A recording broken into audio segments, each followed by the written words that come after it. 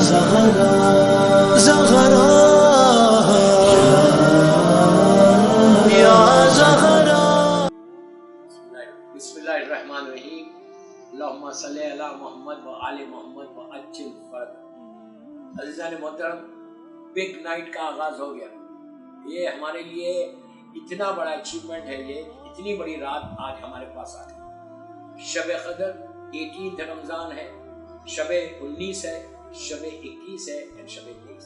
19, 21 and 23. یہ 3 nights is called شب قدر.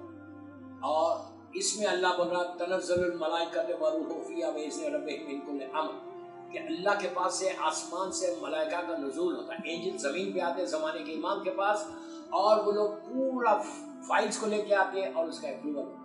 اسی سورہ میں اللہ بول رہا وما ادراک ما لیلۃ القدر، کہ تم کیا جانو یہ رات کیا ہے. 1000 مہینے کے برابر ایک رات ہے. یہ بھی ایک ایگزامپل ہے 1000 منتھس کا. ایکچوئل اس کی معرفت کو کوئی حاصل ہی نہیں کر سکتا، اس لیے کہ اللہ بولا کہ you don't know about this night. اگر اللہ بول دے کہ یو ڈونٹ نو تو پھر کوئی جان سکتا. اس رات کو لے کے جا کے ملایا گیا مادر حسنین بی بی زہرا سلام اللہ علیہا سے. جیسے شہزادی کونین کی معرفت کو کوئی حاصل نہیں کر سکتا، اسی طرح شب قدر کی معرفت کو حاصل نہیں کر سکتا.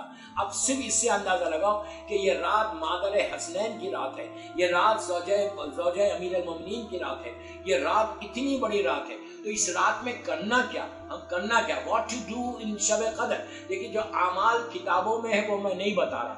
آپ 2 رکعت نماز پڑھیں گے، 7 سورہ خلق ضرور پڑھو، 3 سورے پڑھیں گے، عنکبوت، روم اور دخان ضرور پڑھو، جوشن کبیر پڑھو گے ضرور پڑھو. میں وہ اعمال آپ کو نہیں بتا رہا جو کتابوں میں ہے، میں خالی آپ کو 2 یا 3 اعمال بتا رہا. if you start with this then you will see the result, you will see the result. end of the night پہ آپ کو کیا کیا ملے گا انشاءاللہ انشاءاللہ انشاءاللہ. پہلی چیز اس رات میں غسل کرنا. مغرب کے بعد غسل کرو، نیت کرو کہ میں غسل کرتا ہوں شب قدر کے لیے قربۃ اللہ، میں غسل کرتا ہوں زمانے کے امام کی سلامتی کے لیے قربۃ اللہ، غسل کرتا ہوں اپنے گناہوں کی معافی اللہ کی بارگاہ میں شب قدر میں قربۃ اللہ، میں غسل کرتا ہوں شب قدر میں سارے مومنین و مومنات کی حاجات کو پورا کرنا، حاجات پورے ہونے کے لیے میں دعا کروں گا اللہ کی بارگاہ میں قربۃ اللہ. غسل کرتا ہوں اپنی بیماروں کی شفا اور اپنی صحت کے لیے قربۃ اللہ.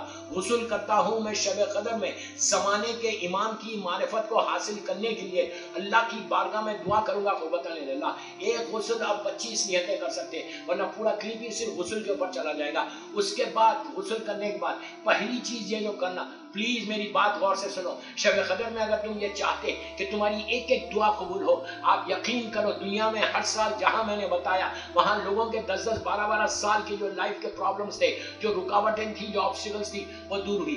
Please listen what I am saying, please listen what I am saying, کہ غسل ہونے کے بعد پہلا کام یہ کرنا کہ صدقہ دینا. کسی آپ پہلے سے کسی یتیم کو دے دو، پہلے سے آپ انڈیا پاکستان میں جہاں سے بھی ہے، یا ابھی بھی اگر یورپ امریکہ میں تو آپ بھیج دو.